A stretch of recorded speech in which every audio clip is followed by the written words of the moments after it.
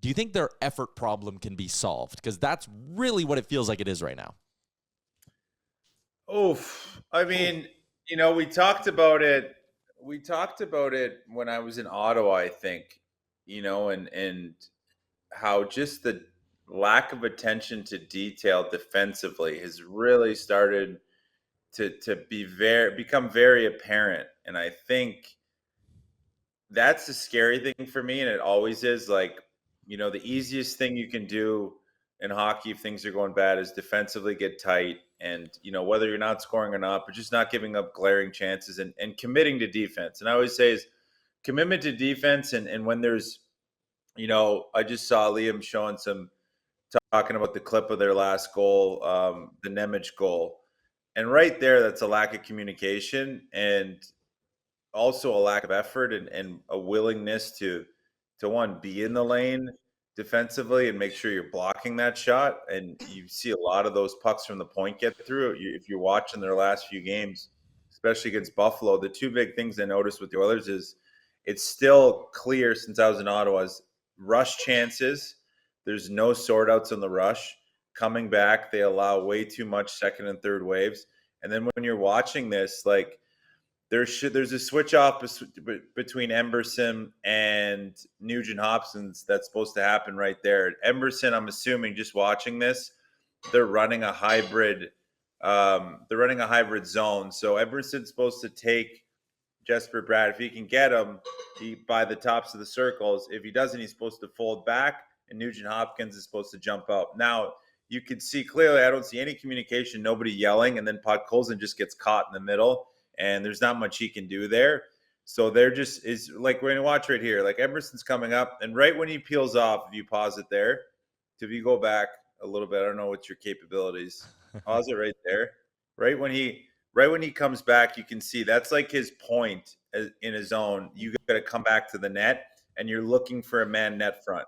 Now, the guy that he's supposed to go take is probably Timo Meier, but the issue is that Nuge is already on Timo Meier, and Podkolzin then tries to trap down. So now he's stuck because he leaves his guy, which is Nemec, but that's part of the system. Is you're supposed to trap down to create a turnover.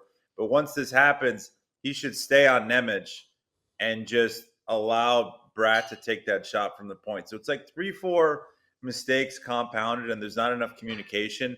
They seem like they're all in the right spot, but now it's just one guy trying to do another guy's job, and then that's just where a trust factor needs to happen as well between the guys. Like, you got to trust that the guy next to you is doing their job, and you got to do your job.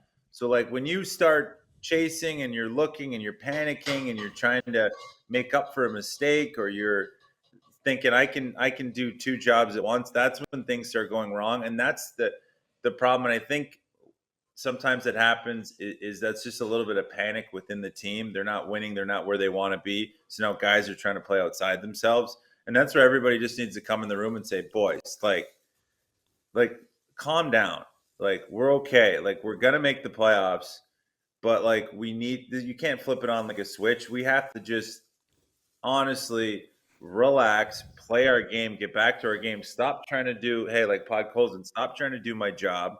And if I'm Emerson, I'm like, hey, I'm going to do my job. You worry about your guy, and it's all going to work itself out. So it's easy to see when you really pull back. Like, it's easy to get frustrated, and a lot of teams do. But this is a team that has enough leaders in there that should be like, boys, like take a chill pill. Like, we're going to be fine. Everybody needs to relax. And sometimes, and this has been a long-winded answer for me, but I always look back at what's the coaching staff doing to calm things down. I don't think him going in the media and saying we're fragile over and over again is something that really echoes confidence in your team. And I also I think fans are nuts to think trade him. I mean, Edmonton can't keep doing this where 1 year with a coach and then as soon as it goes bad, fire him because they think it sparks the team.